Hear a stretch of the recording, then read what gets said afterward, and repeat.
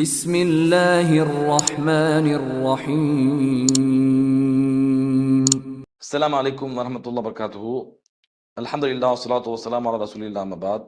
அன்பிற்குரிய இஸ்லாமிய உறவுகளே, இந்த நவீன ஹதீஸ் மறுப்பாளராக இருக்கக்கூடிய அண்ணன் பிஜே அவர்கள், இவர் மார்க்கத்தை மனம் போன போக்கில் பரவலாக பேசக்கூடிய காட்சியை பார்க்குறோம். ஹதீஸ்களை தவறாக விளங்கி கொண்டு அப்படித்தான் ஹதீஸ் சொல்லுது என்று சொல்லி, ஹதீஸ்களில் கூட ஆபாசம் இருப்பதை போல தவறாக தான் விளங்கி கொண்டு பரவலா ஹதீஸை மறுத்த செய்தியை பார்த்தோம். நபி ஸல்லல்லாஹு அலைஹி வஸல்லம் ஒரு உம்மு ஹராம் சொல்லக்கூடிய பெண்மணி வீட்டுக்கு போனாங்க. அவங்க வீட்டில் போய் அவங்க கூட இருந்தாங்க ரசூலுல்லாஹ் என்று ஹதீஸ்ல வருகிறது. அப்ப ஹதீஸ்ல தெளிவாக வந்து விட்டதுன்னா, அறிவிப்பார சரியா இருக்கிறாங்க, அதை எல்லாருமே ஏற்றுக்கொண்டாங்கன்னா, அப்ப இருக்கிறத வச்சு எப்படி நம்ம விளங்கணும்? யதார்த்த சிந்தனை உள்ளவங்க எப்படி விளங்குவாங்க? ரசூலுல்லாஹ் ஒரு பெண்ணு வீட்டுக்கு போயிருக்காங்க, மனைவி அல்லாத வீட்டுக்குன்னா, அப்ப அதுக்கு நிச்சயமா உறவுக்கார பெண்ணா தான் இருக்கும். ரசூலுல்லாஹ் தனிமையில் இருக்கக்கூடிய ஆகுமான அளவிற்கு உறவுக்கார பெண்ணா தான் இருக்கும் என்று யதார்த்தமா எடுத்துக்கொள்வாங்க. ஆனா இந்த குறுக்கு புத்தி உள்ளவர்கள், எதையுமே தவறாக சிந்திக்கக்கூடியவங்க என்ன செய்வாங்க?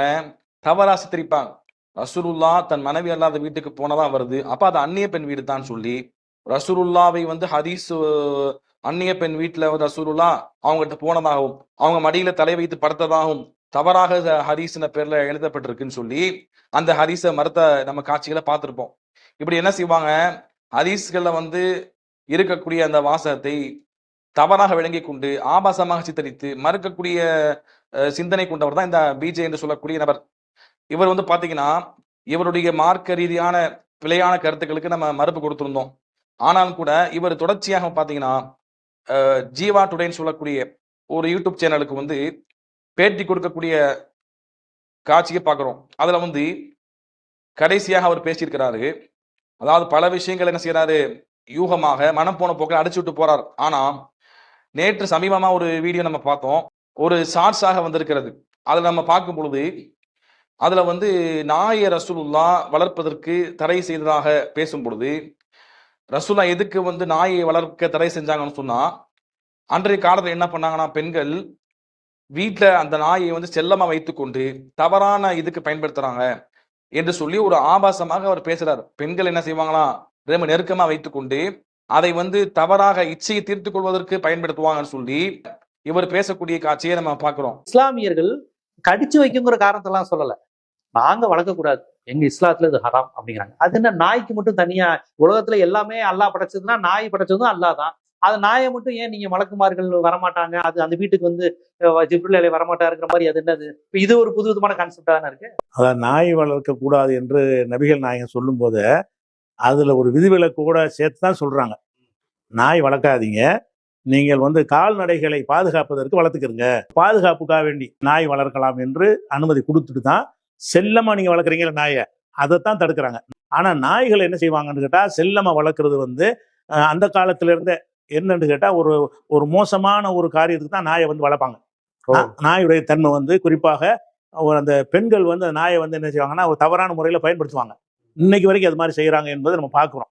இயற்கைக்கு முரணான ஒரு விஷயம் இல்ல, இயற்கைக்கு முரணான ஒரு விஷயத்துக்காக வேண்டி அந்த நாய் எதை வேணாலும் நக்கிக்கிட்டே இருக்கும். அந்த மாதிரியான ஒரு விஷயத்துக்கெல்லாம் என்ன செய்யறாங்க, பெண்கள் பயன்படுத்துறாங்க என்பதுதான். இதுதான் காரணமா? இது சொல்லல, ஆனா இது காரணம்னு சொல்லல. சரி, ஆனா தேவையில்லாம உங்களுக்கு வளர்க்காதீங்கன்னு அதான் அர்த்தம். எதுக்கு அதை வளர்க்க வேணாங்கிறாங்க? இல்ல, இது ஹதீஸ்ல இருக்கா? ஹதீஸ்ல வஹீல இருக்கா? ஹதீஸ்ல இருக்கிற என்ன இருக்குன்னு கேட்டா, இந்த வேட்டையாடுவதற்கு கால்நடைகளுக்கு பாதுகாப்புக்கு தவிர நாய்கள் வளர்க்காதீங்கன்னு இருக்குது.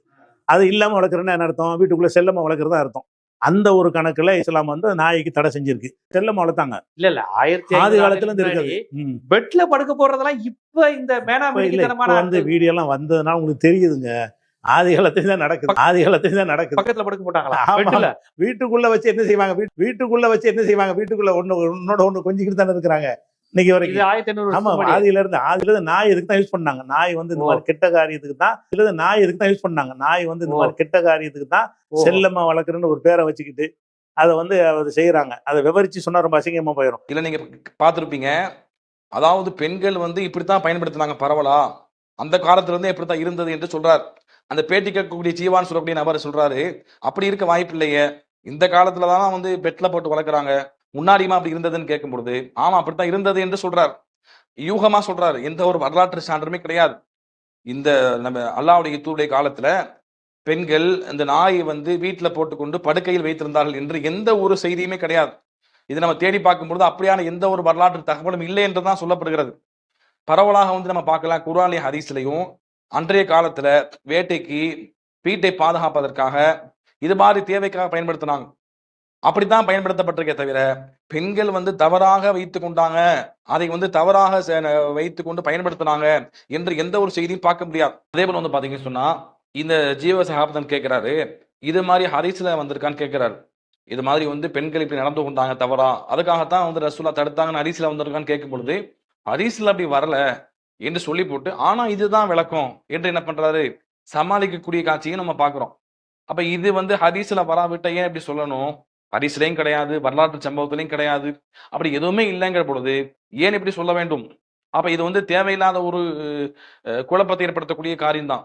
அவங்க என்ன சொல்லுவாங்க, ஹதீஸ்ல வந்து வந்துட்டா மட்டும் போதும், அதை மட்டும் பாருங்க, சுய விளக்கம் கொடுக்காது. சஹாபாக்களை பார்த்தாலே அது சுய விளக்கம், நீங்க அதெல்லாம் பார்க்காதீங்க, ஹதீஸ்ல இருக்கிறத மட்டும் எடுத்துக்கங்க என்றுதான் சொல்லுவாங்க. ஆனா வந்து பாத்தீங்கன்னா இவங்களுக்கு தேவைன்னு சொன்னா, அல்லது இவங்களுக்கு வந்து இந்த இடத்துல இப்படி சொன்னா தான் வந்து எஃபெக்டா இருக்கும், அல்லது புதுசா இருக்கும், வித்தியாசமா இருக்கும், ஒரு மக்கள்கிட்ட ரீச் ஆகும், நம்ம புதுசா ஒண்ணு சொன்னாதான், எல்லாரும் சொல்றதுக்கு மாத்தமா சொன்னாதான், ஒரு அரபில ஒரு பழமொழி சொல்லுவாங்க, அத ஞாபகத்துக்கு வருது. அதாவது துகாலிப் துஅரப் என்று சொல்லுவாங்க. அதாவது நீ வந்து முரண்பட்டால் அறியப்படுவாய்ன்னு சொல்லுவாங்க. அப்ப அந்த அடிப்படையில வந்து முரண்பட்டு சொன்னோம்னா, எல்லாரும் சொல்ற மாதிரி சொன்னோம்னா அது பெருசா எஃபெக்ட் ஆகாது. முரண்பட்டு ஏதாவது வித்தியாசமா சொன்னா தான் அது வந்து மக்களுக்கு வித்தியாசமா தெரியும். அப்ப அது மாதிரி ஒரு சிந்தனை கொண்ட நபரா இருப்பதன் காரணம் என்ன பண்றாரு, ஹதீஸ்ல வராவிட்டாலும் வரலன்னு சொல்லி தெரிஞ்சாலும், இல்லைன்னு இருந்தாலும் என்ன பண்றாரு, சுய விளக்கத்தை கொடுக்கக்கூடிய காட்சியை நம்ம பார்க்கிறோம். அதே போல வந்து பாத்தீங்கன்னு சொன்னா, இப்படி யாருமே செய்ய மாட்டாங்க என்று நம்ம சொல்ல வரல. யாராவது 100ல ஒரு நபர் இருக்கலாம். இது மாதிரி 100ல வந்து இயற்கைக்கு மாத்தமாக மனித தன்மைக்கு அப்பாற்பட்டு செய்யக்கூடிய நபர் இருக்கலாம். அதுக்காக வந்து பரவலா அப்படித்தான் செஞ்சாங்க என்று எடுக்க முடியுமா? எல்லா காலத்திலயும் அப்படித்தான் இருந்தது, குறிப்பா ரசூலுல்லாஹ் தடுத்த காலத்துல அப்படித்தான் அவங்க செய்து கொண்டிருந்தாங்க என்று எடுக்க முடியுமா? அப்படி எடுக்க முடியாது. அப்ப இது வந்து பாத்தீங்கன்னா தேவையில்லாத வலிந்து கொண்டு கொடுக்கக்கூடிய ஒரு தவறான ஒரு விளக்கமா தான் இருக்கு.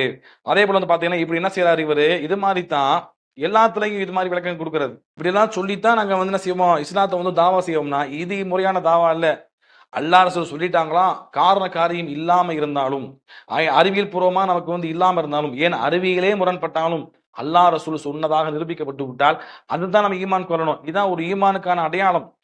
அப்ப வந்து பாத்தீங்கன்னா தேவையில்லாம இது வந்து இது மாதிரியான மாற்று விளக்கம் கொடுத்து, தவறான விளக்கம் கொடுத்து, தேவையில்லாம என்ன செய்யக்கூடாது, இப்படியாக பேசக்கூடாது, இது வந்து தவறான சிந்தனையாக இருக்கிறது என்பதை நம்ம புரிந்து கொள்ளணும். இப்ப ரசூலுல்லாஹ் ஸல்லல்லாஹு அலைஹி வஸல்லம் வந்து தடுப்பதற்கு காரணம் பல இருக்குது. அறிவியல் பூர்வமா பார்த்தாலும் கூட அந்த நாயின் எச்சியில் அதாவது மிக கொடூரமான பயங்கரமான கிருமிகள் இருக்கிறது. அது வந்து மனித உடம்பில் படும் பொழுது மிகப்பெரிய ஒரு நோய் ஏற்படுத்துகிறது.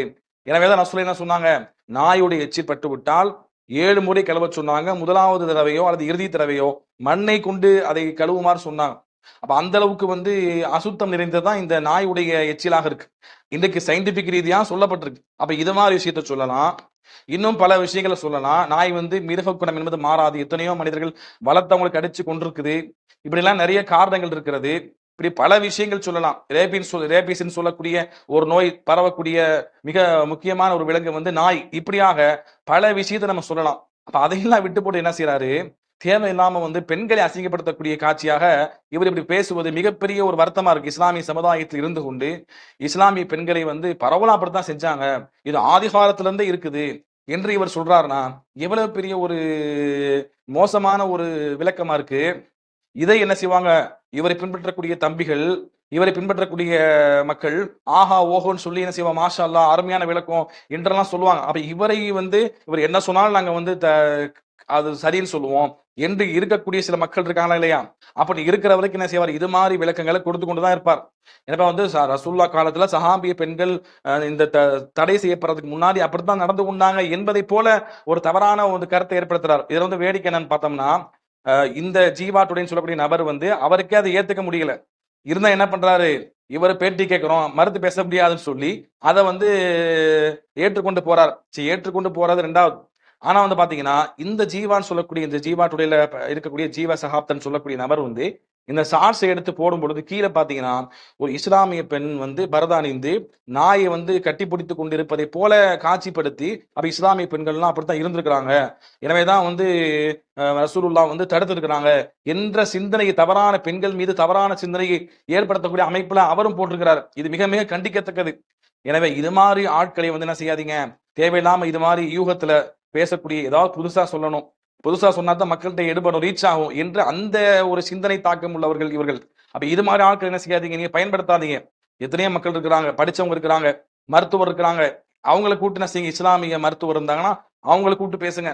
அவங்க முறையாச்சு இருக்கிறத சொல்லுவாங்க, இல்லாத சொல்ல மாட்டாங்க. அப்ப வந்து இது மாதிரி யூகத்துல பேசக்கூடிய மக்களை என்ன செய்யாதீங்க, தயவு செய்து நீங்க பயன்படுத்தாதீங்க. அதை உங்களுக்கு ஒரு தாழ்மையான கருத்தாக நம்ம சொல்லிக் கொள்றோம். அப்ப இது மாதிரி வந்து பாத்தீங்கன்னா அண்ணன் பிஜே அவர்கள் தேவையில்லாம இது மாதிரி பேசுவது இஸ்லாமிய சமுதாய பெண்களை இழிவுபடுத்தக்கூடிய காரியமா இருக்கு. இப்படித்தான் என்ன பண்றாரு, ஹதீஸ்ல புகுந்து தேவையில்லாம தவறா சித்தரிச்சு ரசூலுல்லாஹி ஸல்லல்லாஹு அலைஹி வஸல்லம் வந்து ஒரு பெண்ணை கூட்டு வந்து தோப்புல தங்க வச்சாங்க.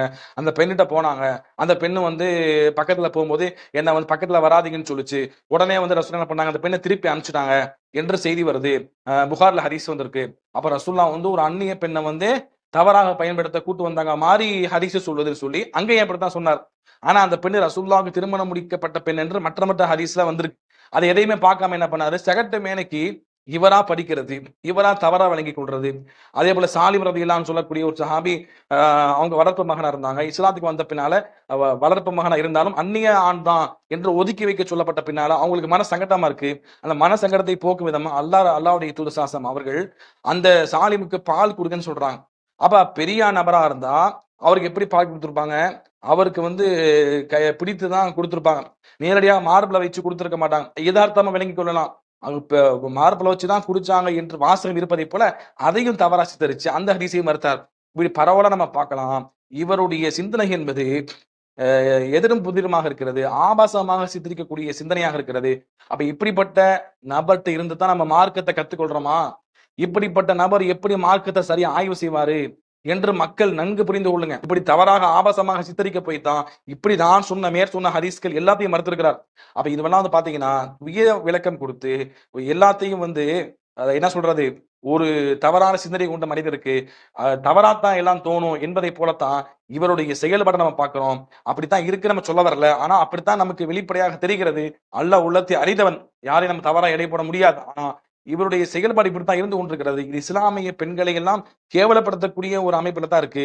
இது இஸ்லாமிய பெண்களுக்கு தவறான ஒரு எண்ணத்தை ஏற்படுத்தக்கூடிய, யாராவது நான் வீட்டுல நாய் வளர்த்தாங்கன்னா அப்ப அந்த பெண்கள் வந்து இதுக்காக தான் பயன்படுத்துவாங்களோ, யாராவது ஒரு பெண்மணி இந்த வீட்டுல பாதுகாப்புக்காக நாய் இஸ்லாத்துல வளர்க்கலாம், அதுக்கு அனுமதி இருக்கு, அந்த பெண்மணி அந்த நாயோட பாசமா இருந்தா இதுக்காக தான் பாசமா இருப்பாங்களோன்னு சொல்லி அந்த பெண்கள் மீது சந்தேகப்படக்கூடிய அளவிற்கு ஒரு தவறான மோசமான ஒரு கருத்தை விதைக்கிறாரு. அப்ப இப்படிப்பட்ட புத்தி கொண்ட இந்த நபர்கிட்ட இருந்து நம்ம மார்க்கத்தை எடுக்கலாமா என்பதை இவரை வந்து கண்மூடி பின்பற்றக்கூடிய மக்கள் பார்த்து புரிந்து கொள்ளுங்கள். எனவே வந்து மார்க்கத்தை வந்து முறையா சொல்லுங்க, சயின்டிபிக் ரீதியா நிரூபிக்கப்பட்டிருக்கா அதை சொல்லுங்க, அல்லது வந்து ரசூலா சொல்லிட்டாங்களா விளக்கம் எங்களுக்கு தெரியாது, அல்லாஹ்வுடைய தூதர் சொன்னா கட்டுப்படுவோம்.